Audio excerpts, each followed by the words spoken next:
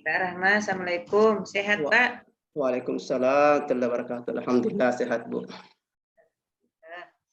Ya, pertanyaan pertama Pak dari saya, mungkin Bapak bisa jelaskan, kemukakan kira-kira tugas guru itu seperti apa? Silahkan. Bismillahirrahmanirrahim. Tugas guru adalah sebagai pendidik yang bukan hanya mentransfer ilmu kepada anak-anak didiknya, tapi saya juga bagaimana anak didik ini di samping transfer ilmu juga pembentukan akhlak karakter kepada anak didiknya. Oke. Apa yang dimaksud dengan teori humanistik, Pak? Tolong diulang, Bu. Teori humanistik. Teori belajar humanistik adalah teori bagaimana memanusiakan manusia. Bagaimana itu ceritanya, Pak? Memanusiakan manusia itu seperti apa kira-kira? Bagaimana seorang pendidik atau guru bisa mencerdaskan peserta didiknya dari segi pengetahuan dan sikap serta keterampilan.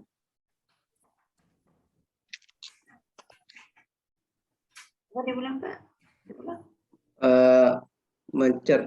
Bagaimana seorang pendidik membentuk atau mencerdaskan anak didiknya dengan mengisi anak didik tersebut dengan pengetahuan, membentuk sikap dan keterampilan anak tersebut, manusia ke manusia. Ya, kurang lebihnya terkait dengan teori humanistik tadi itu adalah bagaimana guru memberikan motivasi kepada murid agar tertarik mengikuti pembelajaran, dan dalam hal ini guru harus memastikan bahwa murid benar-benar mengerti atas apa yang kita jelaskan. Kemudian guru harus memahami karakter siswa dan mampu menyelesaikan keinginan daripada siswa tersebut. Jadi tidak serta-merta kemudian melakukan atau menjustis daripada siswa ketika misalnya melihat karakter daripada siswa. Jadi dalam hal ini dibutuhkan pengertian dari guru dalam menghadapi siswa-siswanya. Ya. Lebih seperti itu ya. Baik. Berikutnya untuk yang pertanyaan berikutnya adalah mungkin Bapak bisa jelaskan tentang apa yang dimaksud dengan critical thinking. Critical thinking itu bagaimana seorang peserta didik menelaah, merumuskan atau membuat satu kesimpulan atau hipotesis dalam satu masalah yang dihadapi dalam satu pembelajaran, mampu mengkritisi, mampu bertanya, mampu menarik kesimpulan dari suatu masalah, dari satu bidang, dari satu pelajaran yang dihadapinya. Berpikir kritik. Oke. Mungkin Bapak bisa kemukakan apa yang dimaksud dengan HOTS. HOTS, high order thinking skill. High order thinking skill. Berpikir tingkat tinggi. Tingkat tinggi. Gimana itu berpikir tingkat tinggi? Berpikir tingkat tinggi itu adalah memakai C4, C5, dan C6. Ya, bisa menganalisis, mengevaluasi, dan mengkreasikan. Ya. Ya, jadi untuk soal untuk berkaitan dengan HOTS itu adalah ya benar tadi kepanjangannya. Jadi dan HOTS ini biasanya dikaitkan dengan Tsunami gelombang. ya ini tuntutan untuk membuat penilaian HOTS itu adalah sebuah yang mesti bisa dilakukan oleh guru.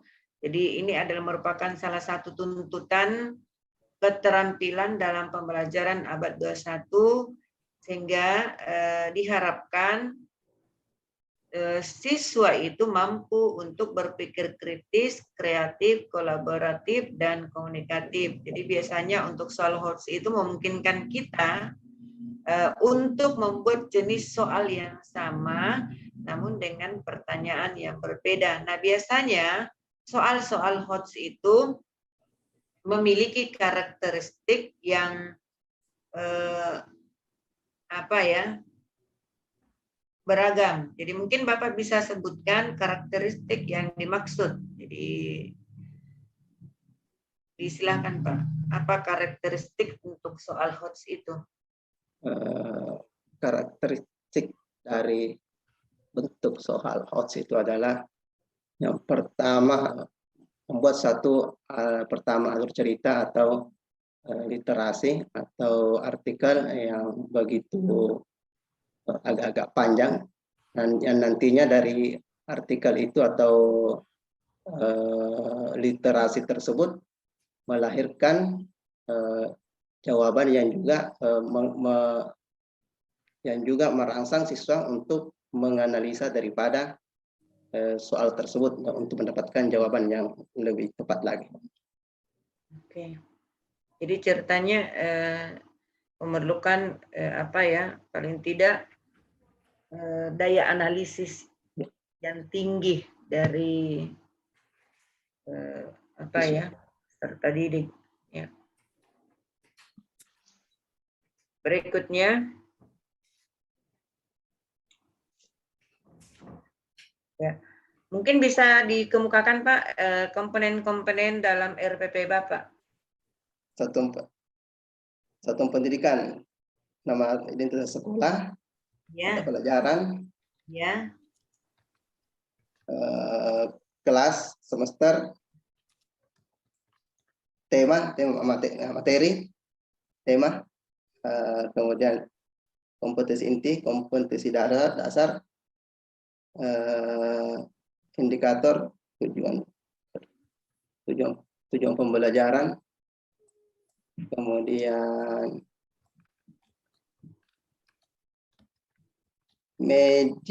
alat media pembelajaran, kemudian metode pembelajaran, kemudian model pembelajaran, kemudian langkah-langkah pembelajaran, kemudian evaluasi penilaian.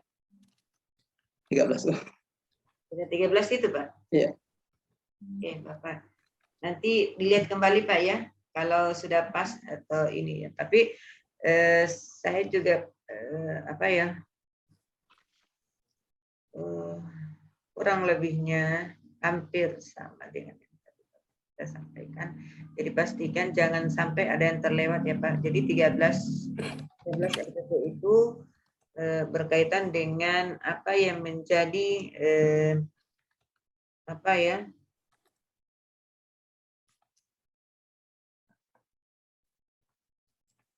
ya, jadi ini menurut kurikulum 2013 Permendikbud nomor 20 tahun 2016. Jadi jumlah untuk komponen RPP itu ada 13. Jadi pastikan Bapak mengirimnya sesuai dengan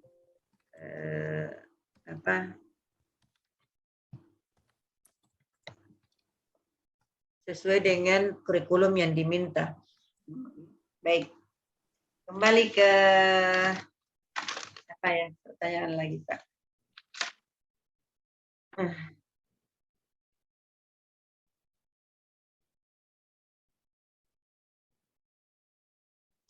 Apa yang dimaksud dengan TPACK? TPACK teknologi pedagogik teknologi pedagogik content knowledge, yaitu perpaduan antara teknologi dan pedagogi dan serta pengetahuan. Bagaimana mengimplementasikan TPACK itu? Mengimplementasikan dalam pembelajaran adalah bagaimana seorang guru memiliki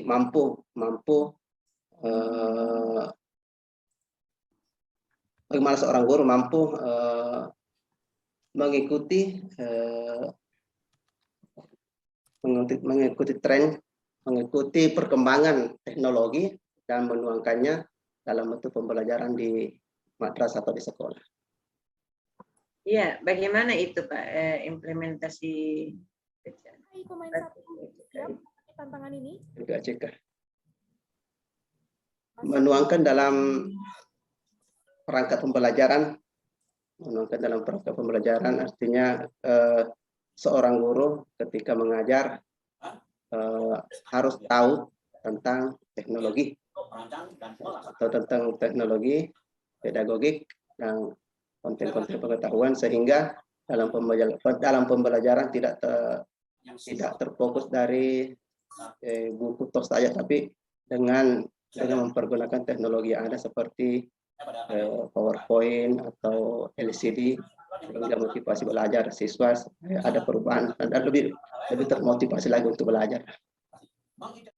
Baik. Berikutnya Pak. Iya.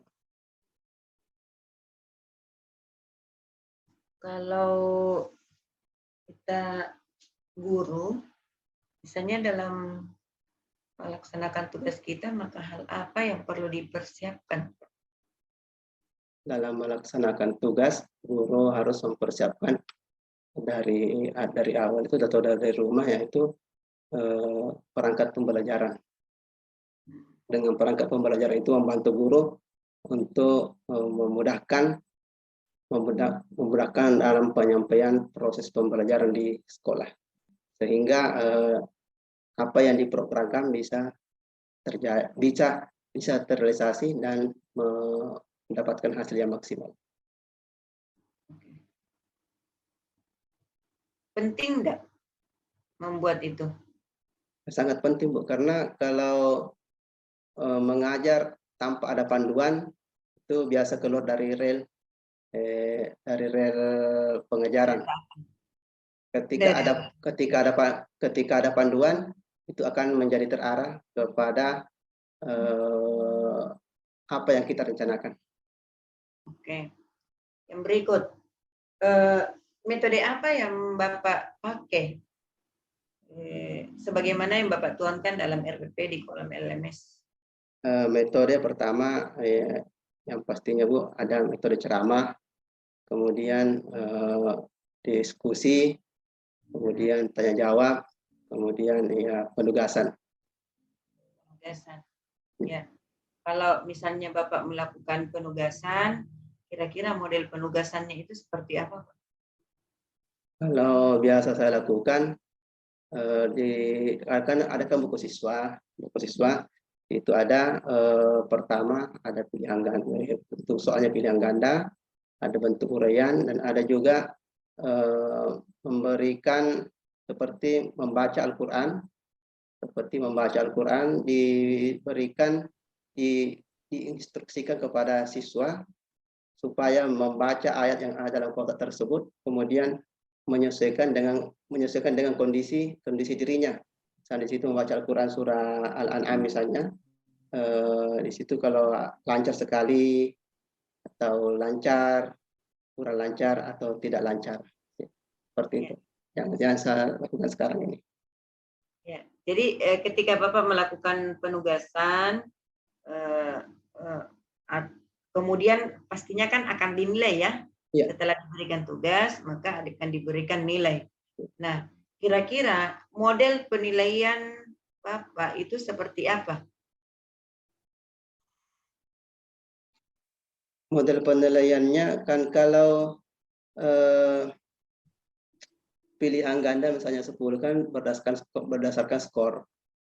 Kalau 10 itu kan kalau pilihan ganda jawab satu skor, tidak menjawab atau salah ya 0. Berarti ketika hasil dari skor akhir adalah skor akhir per jumlah skor total dibagi 100 kali 100. Itu nilai yang didapat oleh dalam pilihan ganda. Kalau dalam esai uraian itu berdasarkan tingkat kerumitan soal.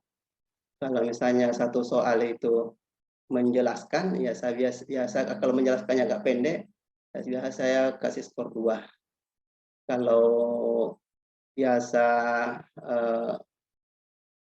menyebutkan pembagian-pembagian dan itu banyak, ya tergantung rangka pembagiannya saya kasih skor. Kalau skornya pembagiannya misalnya 7 harus disebutkan, saya harus kasih 7. Seperti itu. Biasanya kalau dalam penilaian itu Pak lebih apa ya? Kita tidak terlepas dari 3 ranah. Mungkin Bapak bisa sebutkan ranah yang saya maksud. Nah, yang pertama ranah sikap, yang kedua kognitif, yang ketiga psikomotorik atau keterampilan. Sinonim kata mungkin dari sikap itu kan tadi Bapak menyebutkan kognitif, kemudian psikomotor. Nah, kalau sikap sebutan lain dari itu apa? Sebutan lain dari sinonim dari sikap afektif. Ya. Oke, jadi 3 ranah itu ya. Ya, afektif, kognitif, psikomotorik ya, betul. Oke. Nah, jika misalnya saya tanyakan bagaimana Bapak melakukan penilaian dalam kaitannya psikomotor? Psikomotor itu kalau dalam materi Quran hadis saya sering pertama membaca Al-Quran atau hadis, yang kedua adalah menghafal Al-Quran atau hadisnya. Psikomotor keterampilannya. Ya. Baik, karena memang untuk kita itu pelajaran agama memang hanya seputar itu Pak ya. Karena agama itu tidak memerlukan eksperimen sebagaimana hal pelajaran sains dan intinya bisa memahami, kalau ada yang bisa dihafal, kemudian diimplementasikan dalam kehidupan sehari-hari. Oke. Baik. Berikutnya metode yang Bapak tuangkan. Apa Pak? Metode tadi metode apa? Model bukan metode. Model. Kalau model biasa PBL. Problem based learning, pemecahan masalah. Ya, bisa Bapak gambarkan bagaimana itu mengaktualisasikan PBL itu? Dengan cara ketika dalam proses belajar mengajar,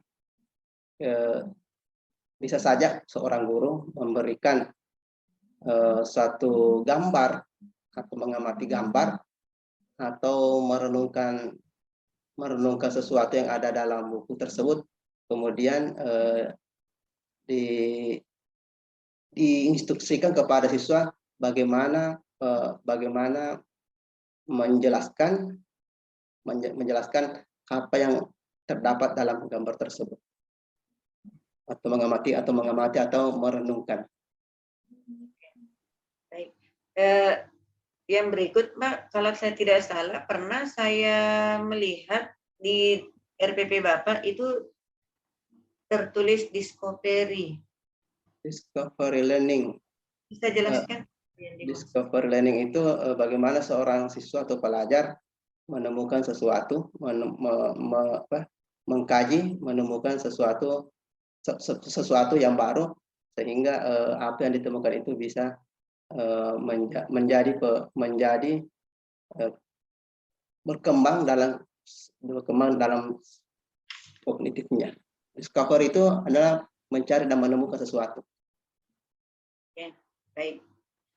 Nah, di sekolah Bapak sudah mulai ada sosialisasi terkait dengan kurikulum baru enggak? Untuk saat ini belum ada. Belum ada. Belum. Berarti Bapak taunya tentang kurikulum ini di mana? Nanti masuk di Oke ya. PPG ini. Alhamdulillah Bu, saya terus terang masuk di PPG ini. Banyak tahunya kan? Oke. Untuk berikutnya barangkali langsung ke Bapak dosen, nanti di Pak dosen nanti akan memberikan pertanyaan tingkat tinggi lagi Pak. Ya. Saya persilakan Bapak Ibnu untuk bergabung, lanjutkan berikan pertanyaan kepada Bapak Rahman. Pastikan Bapak Rahman tetap semangat menghadapi kenyataan hidup. Sudah banyak yang ditanyakan oleh Ibu Nur, yang ini juga poin-poin penilaian, indikator yang kita tanyakan di ujian komprehensif ini cukup padat, dan saya kira modulnya juga sudah Bapak pelajari. Saya tanya, HOTS itu penting Pak? Penting sekali. Apa dalil pendukung HOTS? Ya ayyuhalladzina amanu taqullah wal tanzur nafsum ma qaddamat lighad. Ini berbicara tentang masa depan ya. Masa depan. Ya, HOTS. Yang lain ada redaksi begini, Pak. Ya. Jangan kalian menganggap sudah beriman kalau tidak diuji. Ada enggak? Ada. Iya, coba kira-kira ayatnya gimana itu?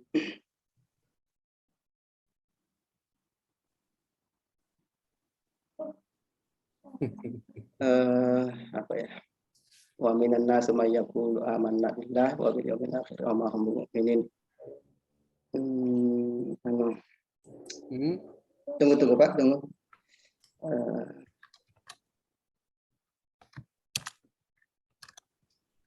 Apa ya? Ya. Ya, itu kan konsep dasar evaluasi, itu tes, ya kan banyak istilah evaluasi, ada tes, ada pengukuran, itu berpijak dari sebuah ayat. Dan Al-Quran memberikan inspirasi tentang HOTS itu. Ya. Ahasiban nasu ayyutraku wa yaqulu amanna wa hum la yuftanun gitu. Ya.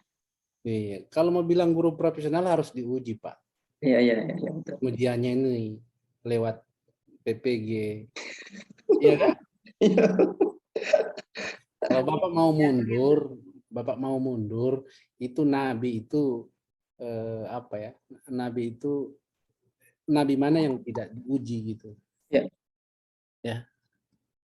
Nabi mana yang tidak diuji? Semua orang yang disebut Nabi ujiannya luar biasa itu. Ya. Ada yang dimakan ikan, ada yang dibakar, ada yang membusuk, luar biasa, ada yang dipisahkan bertahun-tahun. Itu sudah berkaitan dengan HOTS dan lain sebagainya. Ya, di amanah kurikulum Merdeka Belajar ada yang sering orang bilang profil pelajar Pancasila. Kira-kira kalau kita kaitkan dengan ayat-ayat Al-Quran dari 5 komponen ya pelajar Pancasila itu ayatnya kalau yang beriman bertakwa sudah, kemudian yang apa itu? Yang kedua apa? Bisa ingat nggak? Ya, ada apa? Kebinekaan global. Ya, bergotong royong, mandiri, dan bernalar kritis serta kreatif. Ada nggak ayat yang Bapak bisa kaitkan, integrasikan dengan profil pelajar Pancasila? Contoh mandiri.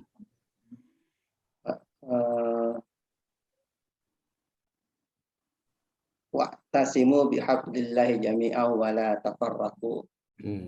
Itu mandiri ya? Atau gotong royong itu? Wa syawirhum fil amr Fa iza azamta fatawakkal 'ala Allah. Innallaha yuhibbul mutawakkilin. Iya. Ya terkadang tawakal itu identik dengan pasrah. Kalau Ya. Bapak mundur itu pasrah, itu bukan tawakal namanya itu. Iya. Oleh karena itu bahasa azam itu adalah totality kalau diterjemahkan secara semantik. Kalau tidak totalitas bukan azam namanya, setengah-setengah. Ya. Ya. Jadi seperti itu. Baik. Ya.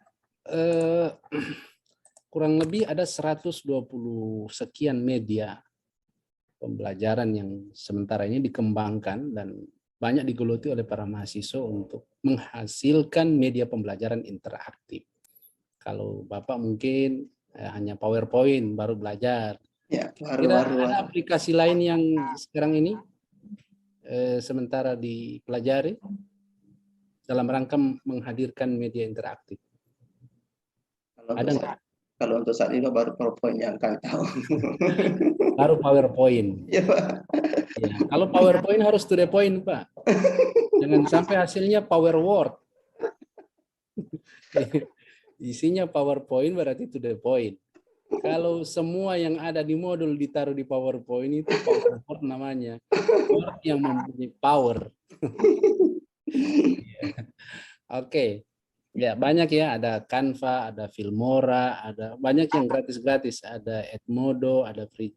Termasuk yang berkaitan dengan masalah aplikasi, evaluasi, tes. Ya biasanya kan setiap pelajaran kita merancang soal untuk meningkatkan evaluasi, meningkatkan hasil dari teori yang kita ajarkan. Di UAS ada, di LKPD ada, di pertengahan semester ada. Itu banyak aplikasi sekarang yang gratis. Ya, ada sekarang ujian berbasis Android. Android. Ya, di sekolah Bapak sudah Android enggak? Sudah kemarin untuk kelas 3-nya. Ya, coba lihat itu, Pak. Produksi kita dulu belajar, waktu dulu kan kita tidak pernah mengenal ini. Nah, anak-anak kita, siswa kita sudah sangat dekat dengan Android ini. Maka dia bukan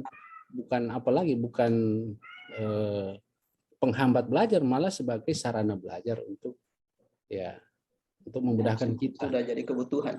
Ya, LJK sekarang sudah bisa lewat HP, orang absensi saja sudah bisa online, daftar hadir sudah bisa. Dan itulah TIPEK, ya. TIPEK itu konkretnya gini, mengkonkretkan sesuatu yang abstrak lewat media interaktif. Umpamanya ada materi kalau di akidah akhlak, bagaimana orang kita nilai itu ikhlas? Ikhlas itu kan sesuatu yang abstrak, ya kan? Ya. Nah, kalau ada anak-anak yang baru kelas 7, ya, dia baru mengenal, coba ikhlas. Ya, apa itu ikhlas, Pak? Apa itu surat Al-Ikhlas? Untuk mengkonkretkan itu dia butuh TIPEK. Ya, maka dibuatkanlah contoh-contoh film sederhana, bagaimana mengukur dari gambar itu ada sikap yang ini orang ikhlas gitu. Dia tanpa pamrih, dia mengaktorkan aktivitasnya dia itu tanpa melihat dari aspek uang, tanpa melihat dari aspek bayaran, mungkin itu indikator sederhana. Nah, media-media seperti itu kan butuh aplikasi, Pak. Butuh aplikasi. Dan kalau Bapak tidak berinovasi, tidak ada kerangka untuk berbuat lebih banyak, Bapak mau ketinggalan. Bahkan anak-anak Bapak mengajari Bapak itu. Ya, maka mau tidak mau tidak ada kata terlambat. Ya, tidak ada kata terlambat dalam kebaikan. Selama itu baik, fastabikul khairat. Baik, Pak. Saya mungkin sedikit aja terkait dengan masalah Al-Qur'an karena ini bagian item pelajaran, mungkin kita bisa menguji. Saya share ya. Kelihatan, Pak? Ya. Ya, kelihatan? Ya, kelihatan. Oke, baik. Bapak lihat ada ayat di bawah gambar ini? Ya. Coba baca, Bapak baca ya. A'udzubillahi minasyaitonirrajim. Bismillahirrahmanirrahim. Innama ashku basi. Qala. Ya, Pak. Kola. Enggak ada kelihatan, Pak. Ada ya? Langsung inna ma'a ya. Ya, dikit lagi. Perkecil sedikit, Pak. Tadi langsung inna ma'a yang nampak. Oh ya. Baik. Ada. Kelihatan?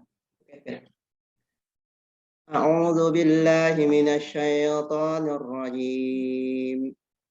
Bismillahirrahmanirrahim. Qala innama ashku bathi wa huzni ila Allah wa huzni ila Allah wa a'lamu min Allah ma la ta'lamun. Ya. Tadi sempat saya kutip, Bapak itu kan hampir ngajar juga mapel bahasa Arab. Coba kira-kira artinya apa ini?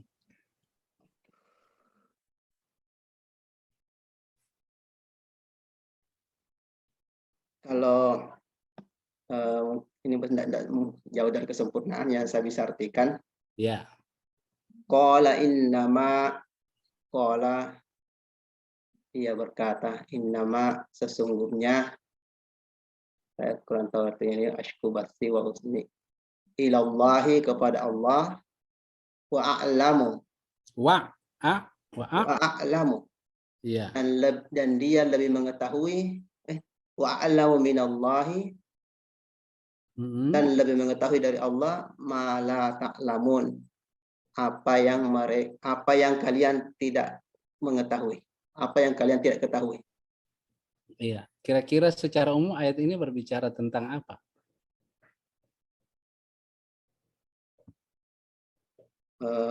Hots. Hots. Iya. Iya. Hots ya? Iya. Iya. Karena ada kata alam.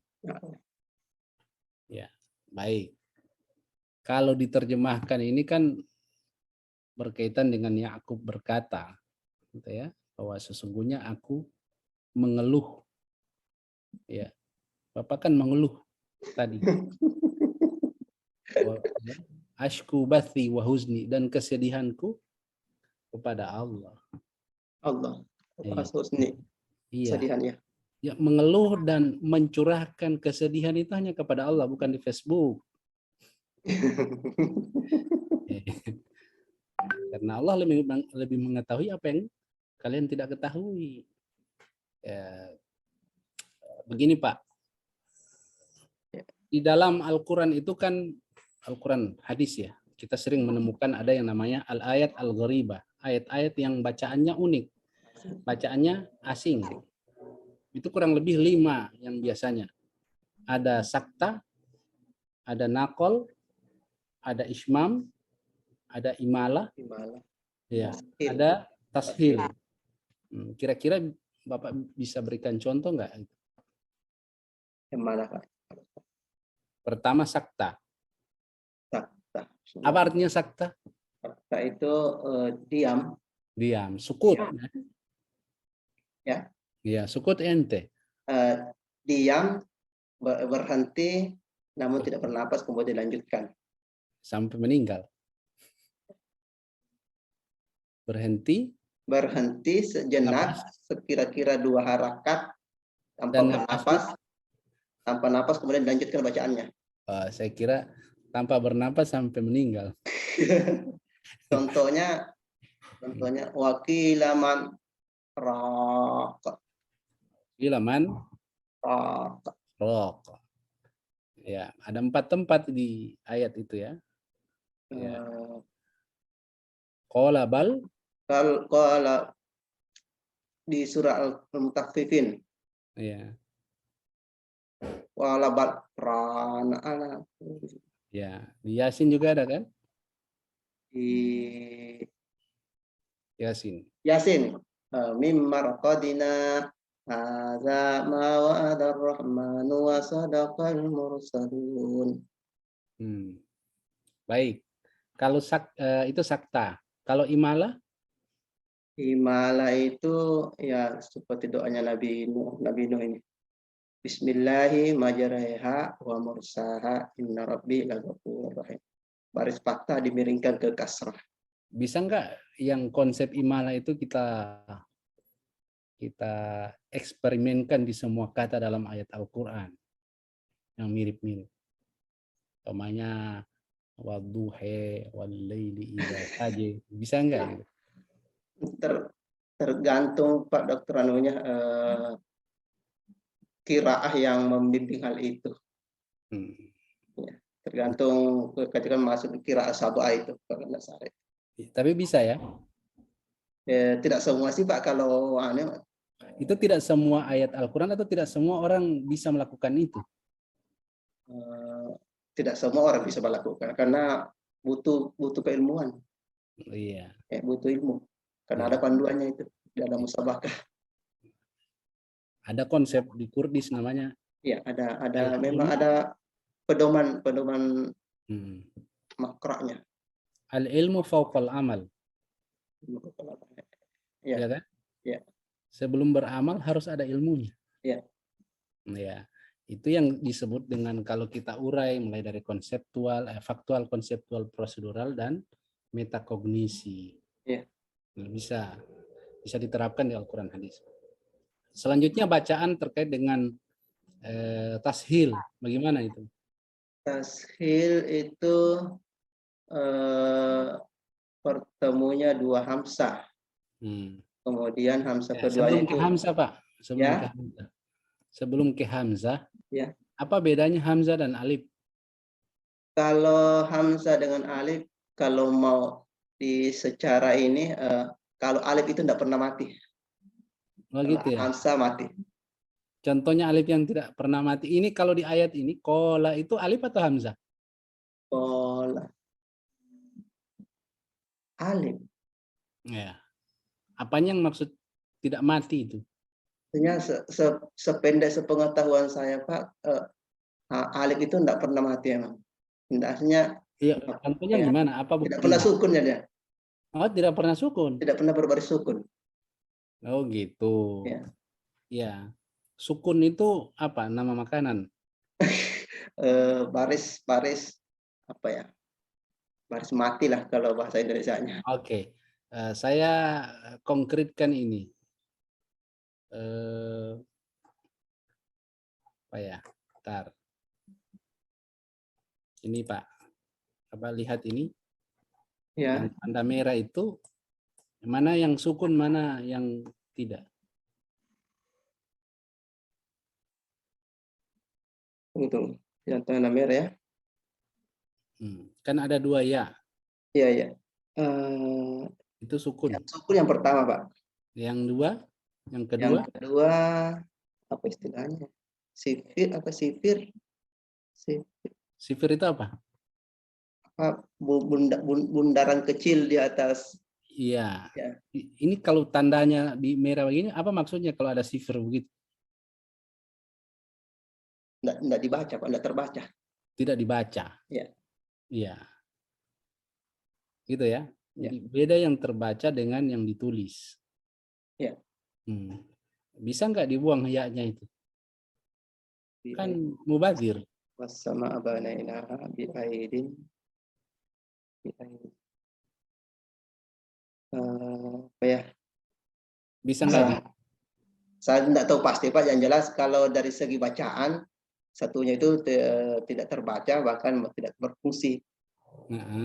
Ya, cuma bi'aidin. Tidak dibaca bi'aidin. Itu artinya bahwa tidak mungkin. Ini kan ayat Al-Quran baru dikurangi hurufnya. Tapi kan anak-anak itu bisa kritis. Ya. Nah, itu kan tidak dibaca, kenapa ada? Ya. Ya, contoh juga yang di kanan ini kan. Kata la'adbahanna. Ini hamzah yang alif yang tidak dibaca, ada tanda sifir. Iya. Nah, kalau ada anak-anak yang nyeleneh tanya, Pak, kenapa yang ada huruf sesuatu yang tidak dibaca, kenapa ada muncul? Itu kan bisa dibuang. Tidak bisa dibuang kena huruf Al-Quran. Iya. Cuma tidak terbaca. Kalau kata ulaika, bagaimana tulisannya Pak? Ulaika alif. waw, Hmm. lam, hamzah, kaf. Iya. Ya, Cara bacanya gimana? ulaika. Kenapa bukan ulaika? Enggak, karena apa ya?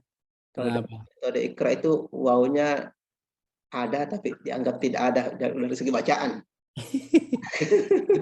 Ada tapi tiada. Apa itu maksudnya? Ada tapi tidak terbaca. Ya, itu fenomena tulisan ayat Al-Quran. Ada maktub gairu mantub, ada mantub gairu maktub. Ada tertulis tidak dibaca, ada yang dibaca tapi tidak tertulis. Contoh yang dibaca tapi tidak tertulis. Coba, Bapak baca ini. Nomor 3. Oh Oh, ya, salah satu nin tahu. nggak ada nunnya kan? Ya, enggak ada. Ya, itu buktinya. Al-Quran itu bukan ciptaan manusia. Contoh. Ada cara baca, tulisannya beda, ada yang tertulis tidak dibaca, begitu pula sebalik. Tidak tertulis dibaca ya, ya. Tertulis Iya. tidak tertulis tapi dibaca. Ya, Salah satu nin tahu. oke. Coba baca baca ini Pak. Bismillahirrahmanirrahim. Innallaha la yukhliful mi'ad. Walau tawa'attum lahtalaftum fil mi'ad. Ada 2 kata yang sama bacanya tapi tulisannya beda. Iya, ya. Ya, kalau Bapak lihat di Al-Quran ini ada ini nyata, ini fakta. Iya, ya. Ya. Pertanyaannya, kenapa bacanya sama, tulisannya beda? Kalau muncul dari siswa itu. Kalau bagi yang pernah saya paham, ketika baris fathah bertemu alif, jadi baca panjang. Baris fathah sebelum alif, baca panjang. Iya, ini kedua katanya ini sama. Ya. Mi'at, kan? Yang kedua, ketika barisnya baris berdiri, ya dibaca panjang juga. Iya. Sekarang pertanyaannya lainnya. Bisa nggak ditukar? Innallaha la yukhliful mi'ad, diganti tulisannya tanpa alif, baru yang bisa nggak gitu? Kan peserta kita kan berpikir kritis. Kalau mengenai bisa. Ya. Cuman ini kan tulisan kalamullah, dari kalamullah tidak bisa dirubah. Kalau mengenai bisa, tapi dari kalamullah ini seharusnya jangan dirubah. Iya. Itu kalau ke fikih. Tapi kalau pembelajaran abad 21 kan dia pertama faktual dulu. Fakta bahwa ada 2 ayat, 1 kata dibaca sama, tulisannya berbeda. Itu fakta. Ya kan? Faktual. Sekarang konsepnya bagaimana? Ada teori tentang hadzaf dan ziyadah. Sebuah huruf yang dibuang. Ada huruf yang ditambah. Gitu kan? Ya. Ya. Itu konseptual. Proseduralnya adalah Bapak harus mengetahui ilmu qiraat, ilmu rasam, ya toh? Ya. Ilmu tarikh. Ya. Kenapa terjadi perbedaan tulisan dalam satu lafal? Ya. Ya, jadi kalau bukan pada aspek boleh tidak boleh, tapi kalau seorang guru Quran hadis dia harus ikuti 4 tahapan itu. Yang keempat adalah metakognisi untuk menjawab boleh tidaknya ditukar kata ini yang sama kepada aspek pemaknaan. Karena ini ayat, ini kitab suci, tidak mungkin salah. Coba baca. Bapak baca ayatnya pertama. Innallaha la yukhliful mi'ad. Oke, coba Bapak terjemahkan. Sesungguhnya Allah tidak memungkiri janji. Iya, kalau di bawah? Walau tawa'attum lakhtalattum fil mi'ad. Sekiranya kalian berjanji, lakhtalattum, pasti akan mengingkarinya fil mi'ad. Janji, fil mi'ad dalam janji. Mengingkari janji. Nah, kalau kita konkretkan dalam tahapan metakognisi, artinya bahwa kata mi'at yang ada alif meyakinkan sabat bahwa Tuhan tidak akan pernah ingkar janji. Tapi kalau manusia, maka dihadzaf gitu. Alifnya hilang. Ya. Manusia berjanji pasti. Masya Allah, luar biasa. Ini pemaknaan aspek Quran hadis yang belum banyak orang gali. Belum banyak sampai ke sana. Tapi kalau ini pertanyaan muncul di alia, muncul di kampus, banyak juga yang susah. Maka harus ada ilmunya. Ilmu tadi, ilmu qiraat, ilmu rasam, ya, terkait dengan tulisan gitu. Kaidah. Iya, kaidah. Nah, guru Quran hadis ini kan familiar dengan yang begini. Tanda-tanda baca. Kalau biasanya kan kita tanya, syakal, ada itu fathah. Apa maksudnya fathah? Terbuka. Ya bunyi A. Apa akar katanya fathah? Fathah itu kan fathah. Ya apa? Terbuka. Apa yang terbuka? Rongga. Ya kan? Pak, terbuka. Apa dhamma? Berkumpul, bergumul. Posisi rongga kita memang gambarannya bergumul. Kenapa disebut dengan kasrah? Pecah.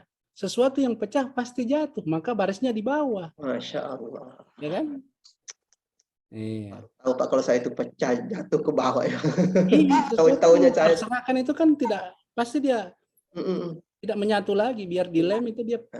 Tahunya sekarang selama ini tuh kasrah ya pecah. Ternyata pecah kalau dalam jatuh ilmu ke bawah. Iya, dalam ilmu tajwid filosofinya itu sesuatu yang berserakan bertakan itu kan kasara yukassiru. Kasartu zujaja fangkasara. Aku memecahkan kaca kemudian berserakan. Maka filosofi makna dari kasra itu kalau dijadikan sebagai tanda baca, dia posisinya di bawah. Bukan di atas. Nah, kalau kita menjelaskan ke anak-anak ikro ya fathah di atas, apalagi kalau pembelajarannya di orang Bugis itu kan ada istilah-istilah toh, ya ada metode tersendiri itu. Nah, mengkonkretkan hal-hal seperti ini perlu pendalaman sehingga jangan berhenti belajar, masih sangat jauh ya, sangat jauh kita ini dengan ilmu Quran. Ya, jadi seperti itu Pak. Banyak contoh ya yang kita bisa hadirkan, umpamanya ya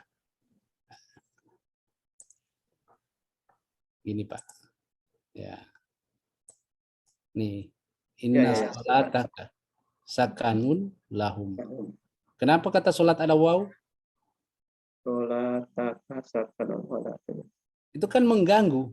Kalau orang yang tidak dituntun dia baca inna sholawataka.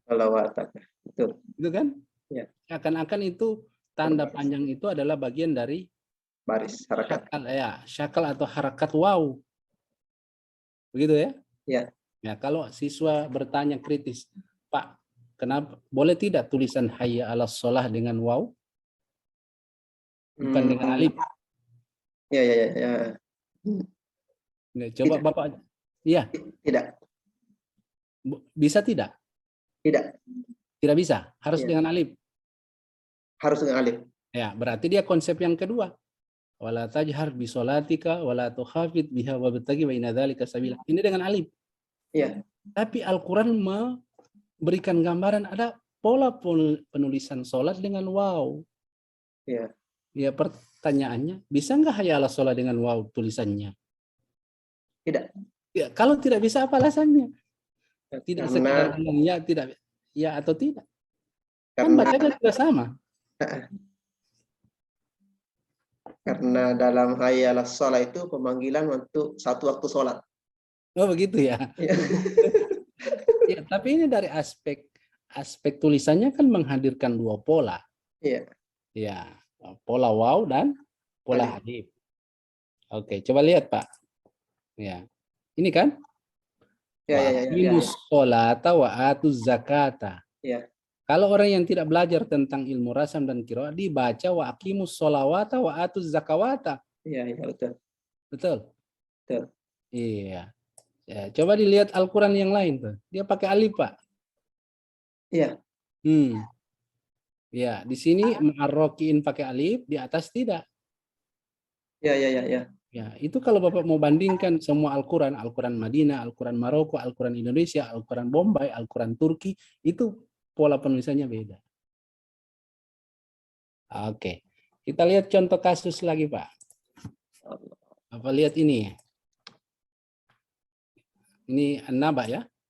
Naba. Ya, yauma yunfakhu fis suri fatatuna afwaja wa futihatis sama'u fakanat abwaba. Bisa enggak saya baca dengan timbangan fiil lain? Saya baca wa futihatis sama'u. Boleh enggak? Bisa. Boleh. Bisa. Ya. Boleh. Ya. Alasannya? Kalau dibaca huwa putih, berarti di situ ada double tah yang mati. Iya, berarti bisa. Hati. Waput di hati. Tidak, fattahayu fattihu dengan fathah yaftahu. Kalau di ayat Al-Quran tertulis wa futihatis sama'u. Ya. Kalau saya baca wa futihatis sama'u, bisa enggak?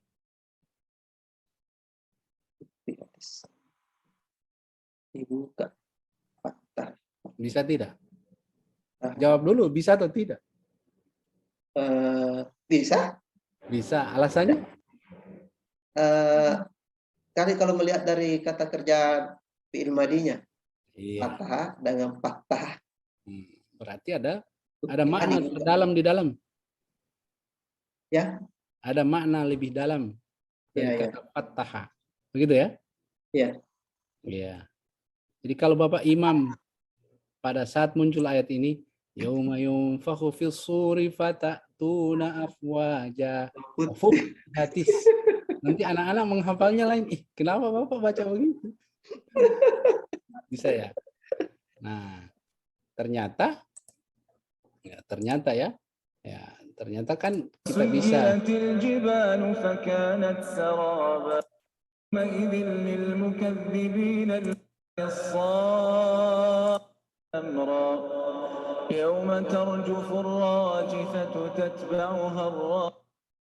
Hai pemain satu. Ada iklan. Jadi itu di ayat-ayat yang bisa Bapak lihat di video. Nah, itu ada bacaan warsh yang biasa banyak dilakukan oleh ulama Maroko, qiraah-qiraah yang berbeda dengan qiraah kita yang banyak didominasi oleh qiraah Hafs an Asim. Ya, dan untuk Hafs an Asim itu yang imalah itu cuma satu. Ya. Jereha. Ya. Tapi di qiraah warsh itu banyak membuat bacaan atau bukan membuat bacaan, banyak bacaan yang dihadirkan dengan imalah. Jadi bukan cuma majireha. Ya. Nah, ini fenomena yang menghantarkan kita sebagai seorang guru profesional bahwa ilmu kita ini secuil gitu. Ya. Iya. Ada ayatnya kan? Qul law kanal bahru midada li kalimati rabbi nafidal bahar. Qabla an tanfada kalimatu rabbi walau ji'nahu itu mana ada. Iya. Itu kalau orang guru Al-Quran hadis kalau baca ayat itu kayak tersayat-sayat gitu. Iya Bapak ya. Apalagi kalau ayatnya wa fauqa kulli dzi ilmin alim. Ya, dan di atas orang-orang yang memiliki ilmu masih ada orang yang maha berilmu, masih ada sesuatu yang maha berilmu. Ada yang maha. Iya, jadi kita nggak boleh sombong dengan ilmu, ya kan? Ya, seperti itu. Ya, saya kira ini soal-soal dasar aja, Pak. Kalau Bapak punya kesempatan, silakan baca buku yang terkait bahwa kalau guru profesional angkatan 2022 bahwa materi ajar, pengembangan ajar hanya didasari oleh buku guru dan buku siswa, itu kurang profesional, Pak. Sekarang sudah berkembang, ya, bahkan buku guru itu hanya sebagai satu dari cara kita untuk mendekatkan pembelajaran supaya dipahami, bisa dipraktikkan. Media internet sekarang luar biasa, kita mau cari materi apa yang tidak ada, sampai kita bingung memilih. Betul, ya. Antara banyaknya. Saking banyaknya. Setiap hari itu orang jutaan mengupload hal-hal yang baru. ya, hal-hal yang baru, sehingga pola dengan kurikulum 22 itu memberikan keleluasaan kepada guru untuk berinovasi. Inovasi itu harokah, ya kan? Lalu ya. Inovasi Barakah ya. Iya. Ya, baik Pak Rahman, mudah-mudahan pertemuan kita ini menjadi bagian dari kebaikan yang dicatat oleh Allah. Insya Allah Pak. Alhamdulillah Pak, saya sangat bersyukur ini Pak dengan penjelasan yang Bapak tampilkan dari ayat-ayat ini, luar biasa banyak pengetahuan yang saya dapat untuk malam ini. Yang saya tidak pernah menduga bahwa ada sesuatu yang terbaca tidak muncul, ada yang tidak muncul tapi terbaca. Alhamdulillah. Termasuk juga banyak ungkapan-ungkapan yang Bapak ucapkan tadi, alhamdulillah menjadi motivasi bagi saya. Baik Pak. Terima kasih Pak Rahman. Masih ada banyak Pak Dokter. yang antrian. Insya Allah sehat selalu. Kita saling mendoakan dalam kebaikan. Amin, amin. Saya ini bukan apa-apa. Kita ini sebagai saudara yang saling mengingatkan dalam ilmu, ya, saling memotivasi. Apa yang saya ungkapkan di sini hanya dalam rangka memotivasi. Hadza min fadli Rabbi. Semua ini dari keutamaan Tuhan. Kita ini hanya diberikan waktu secuil gitu untuk mendapatkan informasi untuk kita retaskan kepada teman-teman. Ya, di luar sana masih banyak orang yang belum mengaji. Di luar sana masih ada orang yang sudah mengaji tapi belum masuk kepada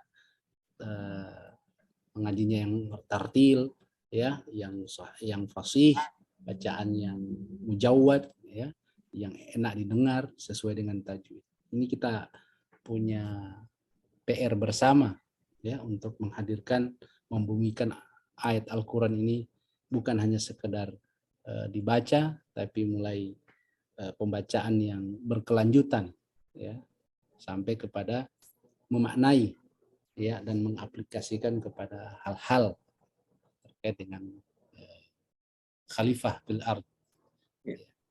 Terima kasih, syukran Ustaz Rahman. Balik salam ila ailatik wa insyaallah naltaqi fi waqtin akhar.